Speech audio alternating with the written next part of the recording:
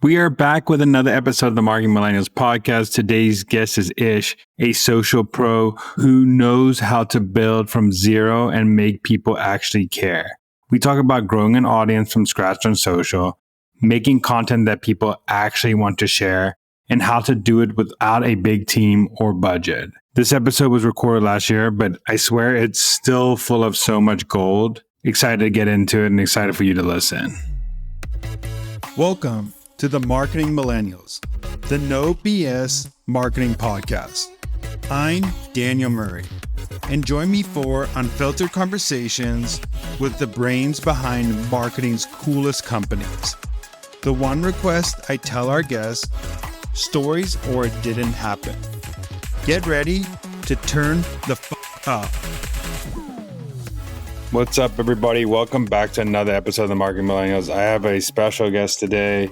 He crushes it on social. He's crushed it on multiple social profiles. I'll let him introduce himself, but welcome to the podcast. Thank you, Daniel. What's going on, everybody? My name is Ish. I currently lead social and community at A16Z Crypto. I've been in the tech industry for 9 or 10 years now. And I like to kind of share how I broke into tech because I have a very non-traditional background. My first job was actually leading like an assistant manager at a gym at a 24-hour fitness in Southern California. So basically doing like front sales and customer service, managing a team of like 20 people. And I was, I think, 22 years old. But marketing is something that I've always been really passionate about ever since back in the MySpace and AOL Instant Messenger days. I just found it fascinating. And I think the reason why is that I grew up moving around a lot. I must have moved like 12 or 13 times by the time I hit high school. And, growing up, it sucks when you're always the new kid on the block and you can never keep in touch with your friends. And like back then it was email. My mom didn't let me have an email address at the time. And then this thing like MySpace came along. I think AOL Instant Messenger came along first. And then I was able to like connect with people and keep those relationships going. So I guess I'll pause there and see if you have anything to chime in before I kind of share how I broke into tech, which very backdoor, not traditional at all. It's actually funny because for the millennials out there, I remember it was actually hard to, if you didn't have a community in your school or anything, to find your people. Yeah, exactly. Even AIM was just your friends, and MySpace was just your friends, and then there were chat rooms back in the day where you can go find chat rooms, but you never really had an opportunity to Instagram and stuff like that too, and other social to break into new communities online which you can fit in. So it was a really interesting journey. If you didn't go, especially when you move around so much, it's hard to find your group of people when some people have been living in the same place for 12, 13 years and you very envious of that. People had, their friends since, first grade all the way to college. And then, they just been together forever. So I went to school at UC Merced, very small school in the Central Valley. And I, like many people our age, was very influenced by the social network, the early days of Facebook, Snapchat, etc. And so I always wanted to work in tech. I just didn't know that tech had jobs that weren't engineers until graduated college. And I was talking to people about what I wanted to do. I was trying to apply to jobs. And one of my mentors was if you really want to work in tech, you can break in. There's always a back door. And I was yeah, but I'm not an engineer and it's going to take another 4 or 5 years in order to learn that skill set. He's no, dude, that they hire marketers and they hire product managers. And, I had no exposure to tech before. I'm Latino. I grew up, I'm the first in my family to go to college. I'm the first person to ever be exposed to any of this stuff. And so I graduated, did not get any of those, jobs that I applied to, and then had to move back in with my parents in SoCal, and then landed a job at a gym. But every night that I would go home, I would just apply to these jobs that I was dreaming of. Until one day there was a role that came up, and it was an event specialist role. And so I basically found somebody at the company who I always also went to school with, and I just got him on the phone and was hey, can you walk over to whoever's the manager for this role? I want to speak to her right now. And he's dude, you're crazy. I'm not going to do that for you. I just started working here myself. And sure enough, eventually it broke him down. My friend Kevin Ali Busan, and he walked over during lunch one time and handed her the phone. And she was hiring for an event specialist and said, hey, I know you don't know me. I've already sent you an email. I've already sent you a LinkedIn message. Here's my portfolio. I know that I'm just like a hungry, college kid, but I know that I can do this role better than anybody else. Long story short, I drove up the next day to San Francisco from Los Angeles. I drove overnight, and then I interviewed a day and a half later. The morning of, I get a message from the manager, and she's like, "Hey, just to let you know, the role that you applied for has been filled, but there's a recruiting coordinator role if you're up for it, and kind of a different skill set." And so I applied. I applied for that role. I interviewed, and then I got a call at 5 p.m. later on that day, and she's like, "Hey, just wanted to let you know you failed miserably in the recruiting coordination interview, but your skill set and your passion for events shine through. So we're going to open up a brand new role for you, doing events." And so that's kind of where I started my tech career. From there, I created my own job role at LinkedIn, doing social media marketing and recruitment marketing. And then from there, I landed my social media lead role at LinkedIn a few years later. So that's kind of like the career trajectory, I guess. I love that. That's for people. It's sometimes a scrappy way. You have to find the scrappy ways in. Sometimes I remember when I started, I wanted to work in marketing, but I was in San Diego, and San Diego had like no tech jobs or any like cool company. It's all in the Bay Area. Yeah. And I was like, okay, let's just take like a marketing, like a Pardot, like specialist role. And I didn't know what Pardot was, but I was like, marketing technology, that might be a cool thing. And then I worked there for like a year, and then finally, like, I saw tech companies hiring for marketing ops people, and then I'm like, oh, I could go work at tech. But it was like, I had to find first someone to take me for like a skill set, and then the skill set led me into. Yeah, exactly. Once you're in, then you can kind of carve your own path. You just need that trust and to get into the network, and then you can kind of figure it out from there. I want to go into social media marketing and social media growth. I know you're passionate about that. Let's start off how you think about growth in social media. What is your philosophy? And then we'll go into more tactical things that you do to grow. For sure. So like many other marketers on the podcast that are listening probably understand that like without understanding your audience and your value proposition, there's not really much you can do on social or in marketing in general.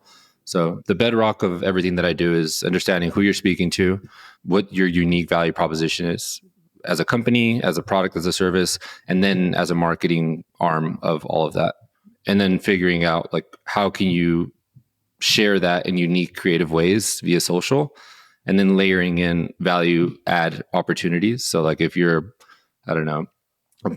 building something for B2B SaaS, not all of your content should be like B2B SaaS related. It should be helpful for the people that are using that particular service. So informative, educational, informational, and humorous, etc. On social specifically, what I do, I'll go out and I'll find 10 profiles that I want to target, and then find 10 other profiles that are similar to them, and just keep branching out until I have like 1,000 people that I'm kind of targeting that are in my target audience. Because it's when you're doing it via email, it's like a faceless name, but on social, people have their social profiles online, so I can go find them, see what they're interested in, go through their content, go through their replies, go through their likes, and get a good gauge of like, what do these people like? What are they most likely to engage with? And how can my brand or my product or service deliver content that's going to be shared into other people's feeds?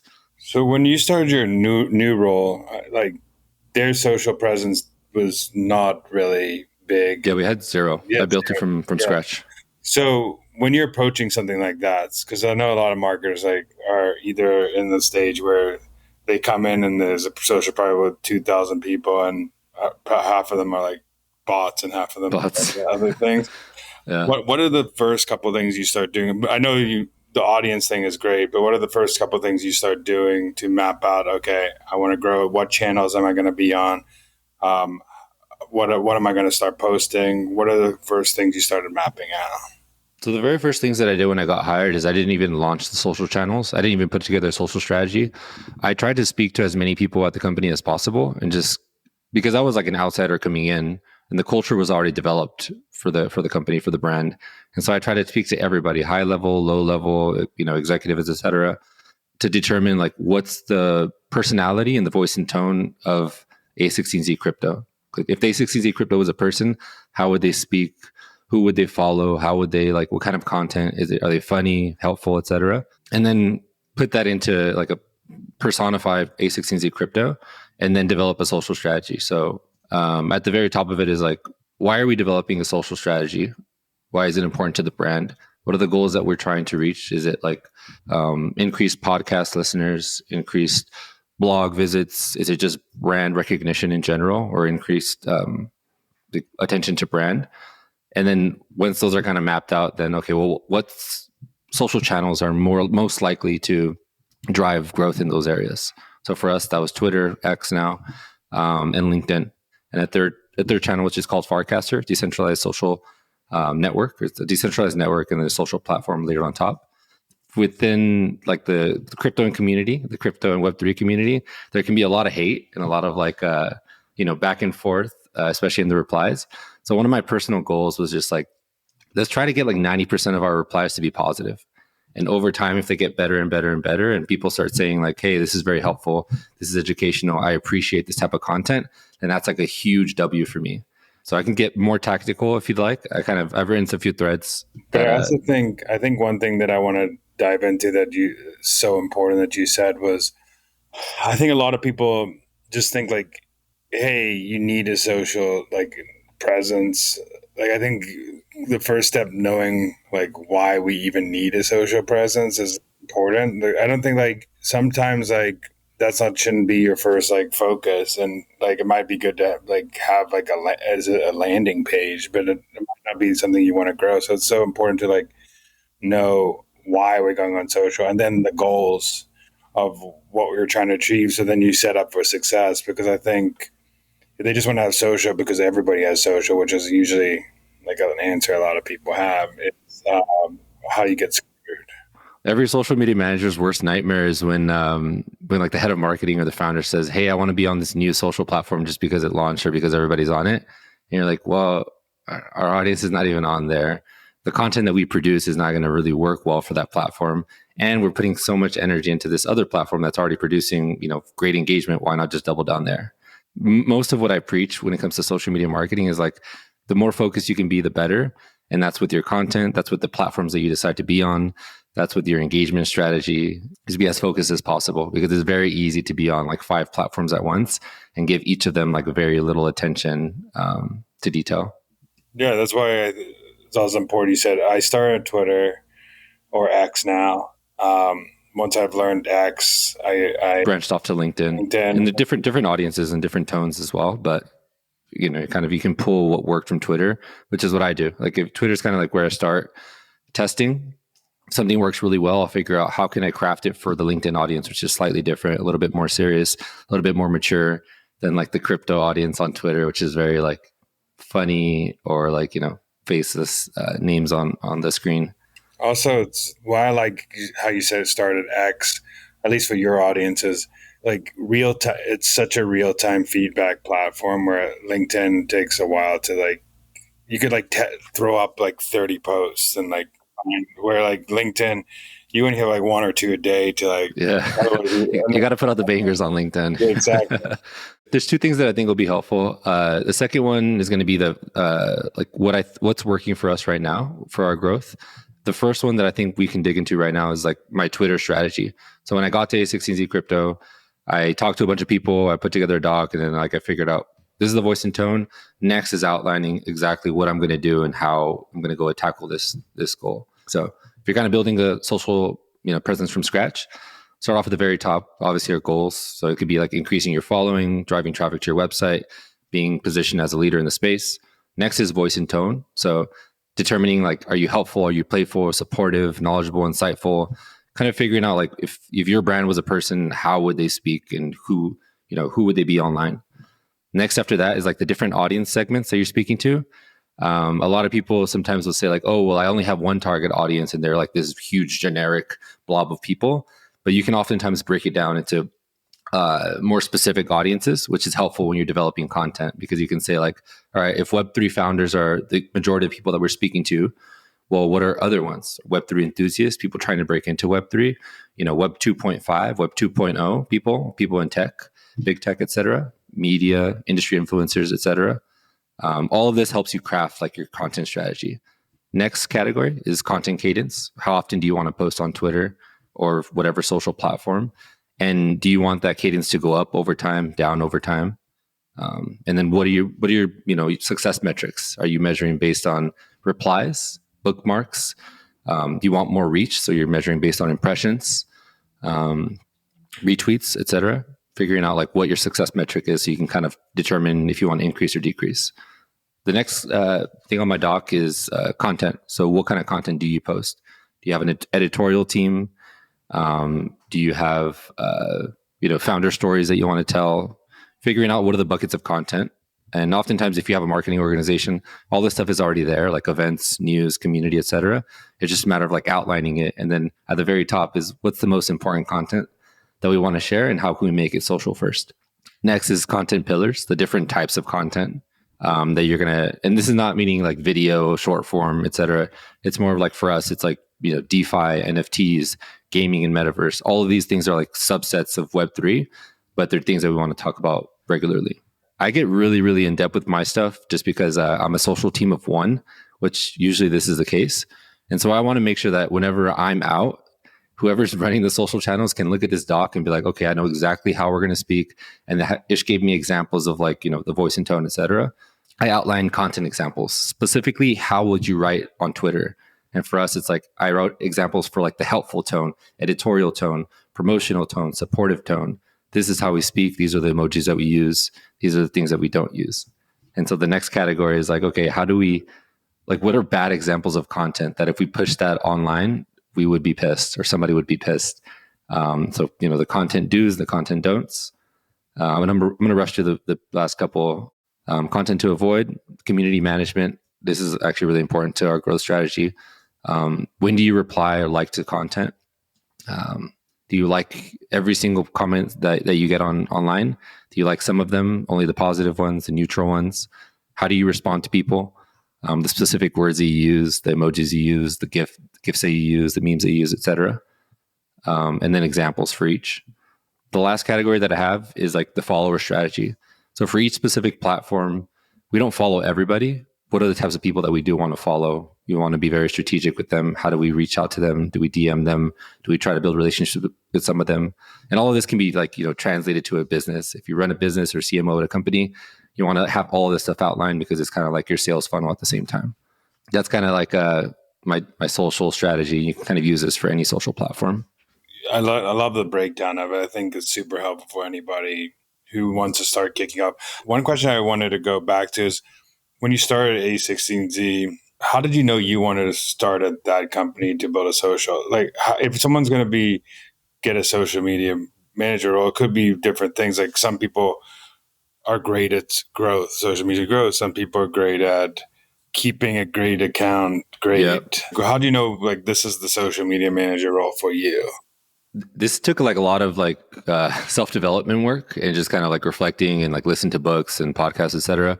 But one thing that I've learned about my personality, and this is like true since I was a kid, is I like to go from like 0 to 1 phase. I don't like to like maintain things. And so when I've like reflected into different jobs that I've done or different projects that I've started, I get so much energy from like the ideation, the creation, the building, and like the initial part of the scaling phase, like going from literally 0 followers to, let's just say, 100,000 followers or 1 million followers. And then after that, the thing is going to grow itself. You don't really need to add that much more creative work in order to get the momentum going. And so kind of reflecting, when I was at LinkedIn, we had 400,000 followers when I started, and I took us to 1.2 million. And that was really fun for me because I more than double X, we got over to 1 million, which is really awesome. But then after that, I was like, okay, well, what's the next big milestone? We can get to like 5, maybe 2 or 3. So I guess speaking to like a potential social media manager or other social managers out there is like finding the brands that are like aligned with your interests, or the industry is aligned with your interests, and then figuring out, would you rather build from 0 to something, or find a brand that's already doing really well or decently well and trying to like one up it, which oftentimes is pretty difficult. I think knowing that too is a great thing, because for me, I'm in your boat. I'm more of a growing phase. I also don't like a lot of red tape, so I don't want a lot of approvals to get things out. I want to be because social is a very quick game, so you can be stuck in reviews you can't have 48-hour SLA turnaround. So I think that's so important to know who you are as a person in your career to say like, also like what type of company you want to work with. Do you want to work for like a startup and mid-phase, stuff like that? There's all these different things that you should know before you go in your career. So I think that's important. Also, one thing I want to nail down that you said is so good is setting up a SOW or like statement or whatever you want to call it, SOP, standard operator. It's not SOW, SOP of like, hey, this is how we run social. So like so you can take a break as a social manager. Yeah. Most social media managers are so burnt out because you're the only person that can do your job. So you want to be somewhat replaceable, or at least like somebody can step in if you need to take a day off, Yeah. I think it's so important to have that even if as you grow as a social manager, let's say like you end up hiring a team. Now you have like an SOP to just hand off to your next hire and be like, okay, this is how it's done. We do it. This is what we do. So then you can go focus on the next phases of the strategy. So I think that's so important. And I made that mistake a lot early in my career with marketing operations. I was like the only marketing ops. So I was like, I built it all myself. And then I started hiring people and they're like, I had to keep telling them what to do. And I should have just day one documented everything. So it's such an important point. And I learned the hard way because when I was at LinkedIn, I was still a team of one leading social for like their biggest business line, talent solutions. And so whenever I would take days off, I would be like literally sitting on a beach, like stressing or like checking my phone. My manager always had my back, but you're still a team of one. I didn't have things as documented as I do now. Like you can probably pick up my document and still run the channels like decently well, at least so that nobody notices that I left, Yeah, that's a key part, I think. And it's also, I think for you is that writing down the tone and make sure that's what I've done. Like even for like the Marketing Millennials, we started documenting. So if anybody was going to come and post on Twitter or Instagram or anything, it's like, okay, here's how we talk. Here's how we don't talk. These are the words we say. This is the words we don't say. Like this is how we act. For sure. So you got to get really specific. And this, for anybody who doesn't do social, like this level of specificity that we're talking about is like, it sounds like common sense or sounds kind of just like, oh, why do that? I already know. But like, your brand is the entire persona is going to be, if you have hundreds of thousands of followers, even like a few hundred or thousands, it doesn't really matter the size. Like one word misplaced or one use of emoji or like one meme that's out of place, like your audience will for sure notice. It just gives them kind of like a cringe, or like your brand equity loses a ton in just that one post. So I think that's why I'm so like, so strict on it. Especially in very strict niches like crypto, or if you're marketers. Oh, for sure. And you're not talking like a crypto person, and you're talking like someone who doesn't know anything about crypto. Oh man, they'll drag you on crypto Twitter. Exactly. So they'll drag you. If you don't like one word, you could say something like for example, like the talk, like when you say someone write like SaaS with like 2 capital A's, for example. Exactly. Like that the SaaS industry will drag you. Yeah, exactly. So like you got to make sure like you understand those things, and we don't spell SaaS like this. We don't say this like this. Otherwise, someone who doesn't know, like it's not a bad thing that they don't know. But if they put it on Twitter, the whole community like, do you guys even understand us as an audience? Like, exactly. If you put so it's. I just gave a quick example. I bet there's a bunch of crypto examples, but I just seen a lot of people who try to put things out on social that understand that you can read between the lines that they don't understand what they're talking about just because of one word they put out. Last thing I want to ask you is, what is a marketing hill you would die on? Okay, I have one. And a lot of social marketers would agree with me, but outside of social media management, people like scratch their head. A social media manager's job is not to do everything. Our job is not to like do analytics, growth, 5 platforms at once, editorial, blog, memes, design work, community management. And it's gotten better in the past couple of years. But when I started my marketing job or social media marketing job like 6-7 years ago, we were expected to do it all. Like, okay, this week you're going to write a blog post, but make sure you write Also do 40 pieces of content across 5 different social platforms, and don't forget to engage with everybody. And we need you in this email marketing meeting because social is going to be included as well. And so we were like being like stretched so thin, social marketers, because we were doing 5 jobs at once.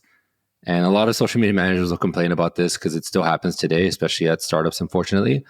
The bigger organizations are starting to figure it out, that like, why not get a more specialized marketer that's great at social media, but they're fantastic about at copywriting, specifically on Twitter.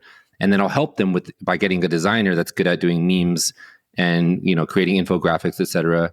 And then I'll hire a contractor to do blogs or something like that, or podcasting. Whereas before, and it still happens today, like one person is expected to do it all. And people don't understand it's different skill sets, a lot of those things. Being able to edit videos, being able to create... I've edited some shitty videos before. I'm not very good at it. Being able to edit videos, design, community manage, copyright, understand technology, analytics growth. Like all these things are different also brains. Like sometimes like some social media managers are highly creative, doesn't mean they're like the best at understanding numbers. Like and you have to like find what they good at and then figure out how to like build, at least even if it's not on the social team, like you can have like a head of content feeding social people social content, and you can have a video team feeding, because they're already doing video for the company, feeding social some of that video content. There's like, you can have support functions that also help the social team do their job. And like, you don't even always need to hire somebody to like compensate for the weaknesses of that social media manager. You can also do like contractors. You can use online tools. You can strip away the stuff that like is not really moving the needle, but you're just doing it because that's how it's always been done. Like you don't need to do video. You don't always need to do podcasts. You don't always need to do blog. You don't always need to do X, Y, whatever that is. It's just kind of like double down on your strengths. If you can, hire a contractor or hire an agency to kind of fill in the gaps. And if not, then just do what's going to work for your brand and your audience. Yeah. Going back to what you said earlier, is it's focus. At the end of the day, the way you grow a great presence is be great at the 1 or 2 channels first. And then once you've graded 1 or 2 channels and you understand, and it's like an always on channel that can keep going, you can start branching out. But also what you said at the beginning, a lot of the things that scale you at first are very unscalable ways of doing it. So exactly. Things that take you to scale are very unscalable. Community management is like one of them. Even if you put it in a software that helps you, it's still unscalable. You still have to reply to all these people. Exactly. Even if you put macros in, you're still replying to all these people. For sure. I did every single response myself for... I still do. I don't reply to every single tweet now because we get so many of them, but I try to like as many of them as possible. But early on, I would get like, at one point, our notifications on Twitter was like hundreds every time I checked it every hour, just hundreds of new things coming in, new notifications. So definitely unscalable, but it obviously worked, to get the initial base of following. Most of the things that grow are unscalable at first. And that's just the especially on social, is what you said at the beginning. All the things that you're saying in this beginning are unscalable things, but it takes you to get to the point where when you had 20, 30K, that you can scale easily. But reaching it, finding 10 profiles and then finding those, that's unscalable, but it will help you scale. Replying to people, it's unscalable, it will help you scale at the end. Doing that research and getting in depth in all the comments and all the community is unscalable at first, but it will help you get to where you are. But you have to do those things at the beginning. Otherwise, you're never going to scale. Unless you get really lucky and Elon Musk retweets you or something like that. Yeah. I did a presentation, like a masterclass on social media marketing. I'll send it to you. Maybe you can include it. It's like a 30-minute, 20-minute video on YouTube.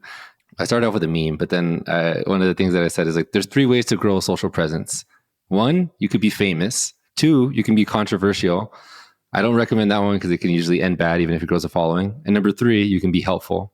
This is the route that I usually recommend. And let me tell you why. And I kind of dig into it.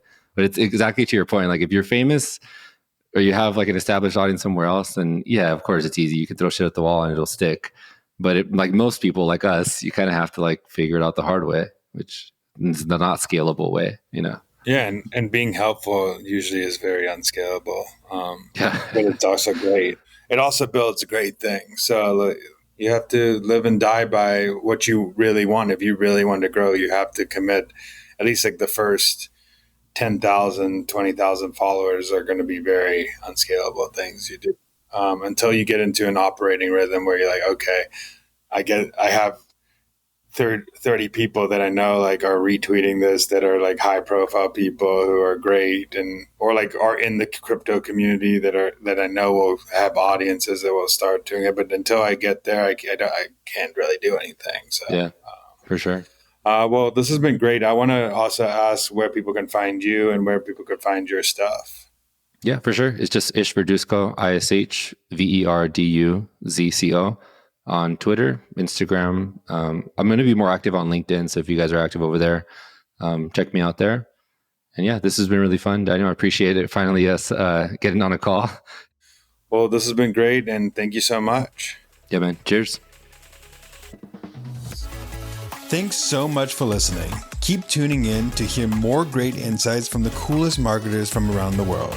If you haven't already, make sure to subscribe and follow the Marketing Millennials podcast on Apple Podcasts, Spotify, YouTube, or wherever you get your podcasts.